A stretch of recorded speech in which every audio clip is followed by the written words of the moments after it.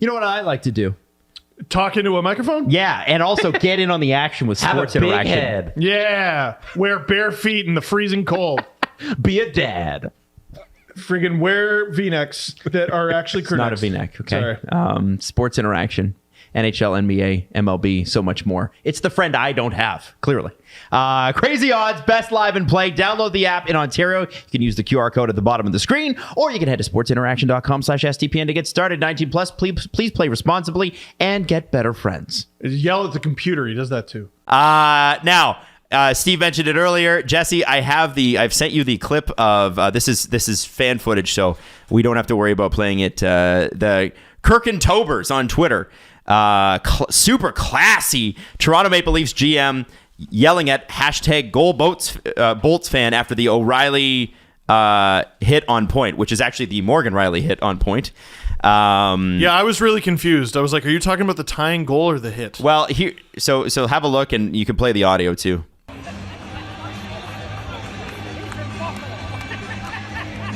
Can't really hear him there.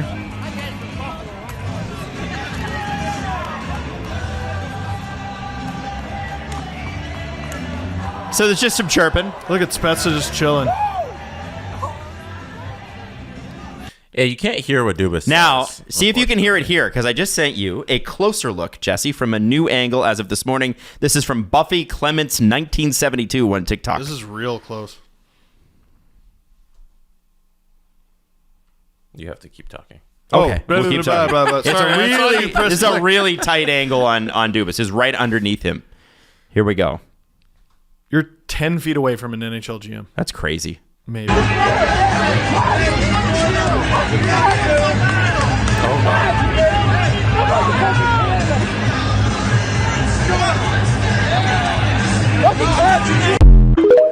I mean, Can we do it one more time? Yeah. Sure.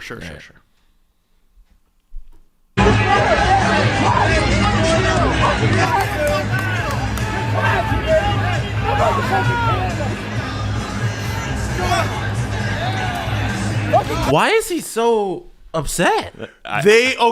So what I don't like is, listen, if we find footage that this encounter with Kyle Dubas did literally drop out of the sky, then I'll apologize.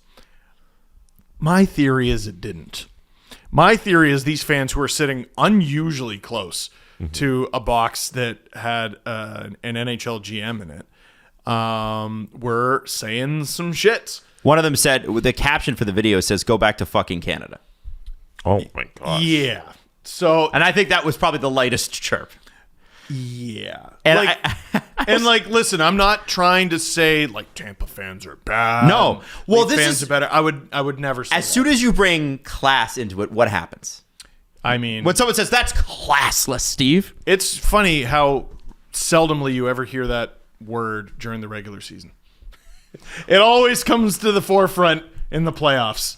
It's always, everyone remembers it all of a sudden. And the they've playoffs- lost the argument immediately. That's what I'm looking for. See, Steve will never give me he knows what answer I'm looking for, but he'll always sidestep it for a couple sentences. I always love taking the scenic route. I'm with just Adam, trying 'cause I know to it drives him get nuts. it. We're not on the radio, Adam. All right, we're not getting to Taylor Swift. I get to say whatever the fuck. The classless thing is funny because the playoffs are known for being classless. I don't know. I don't understand when people expect class. Yeah. Now, I mean, when you put fans that close to the action, shit's going to happen. Totally. We talked about this with the Jays. So they did renovations to the Rogers Center, and now the fans are right up on the visiting dugout. And weirdly, it has led to an increase in incidents.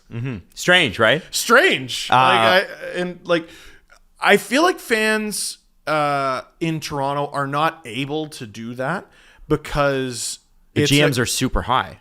it's a gondola. Yeah. So your seats are underneath where the GM And is that's on sitting. purpose.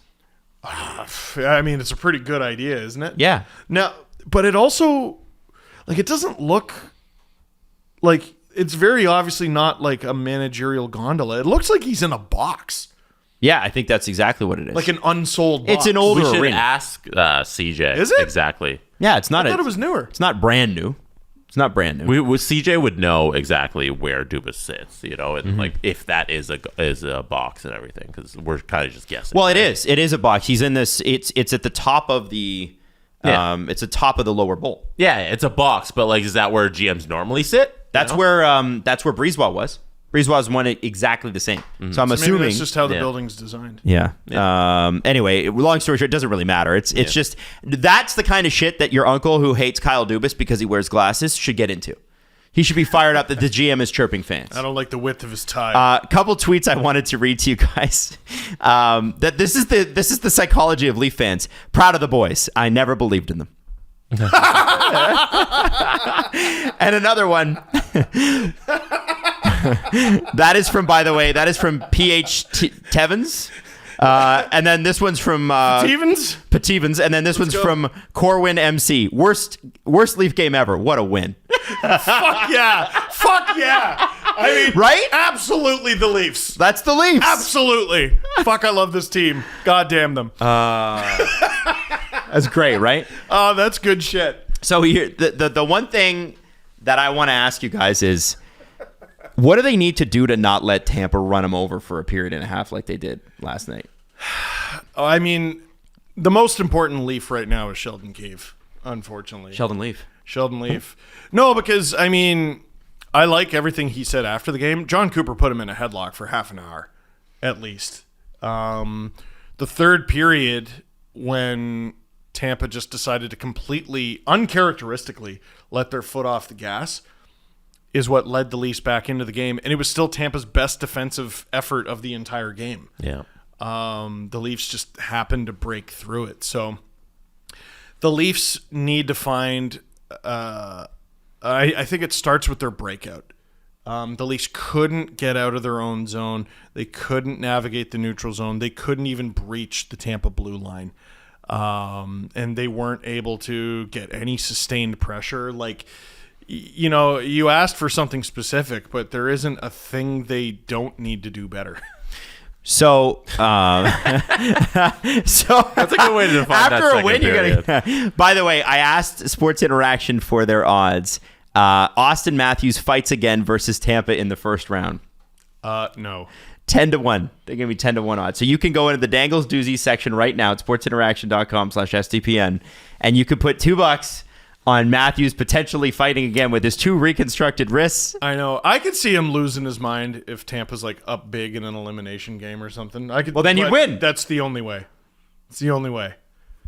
That's possible. Okay, just throwing that out there. Okay.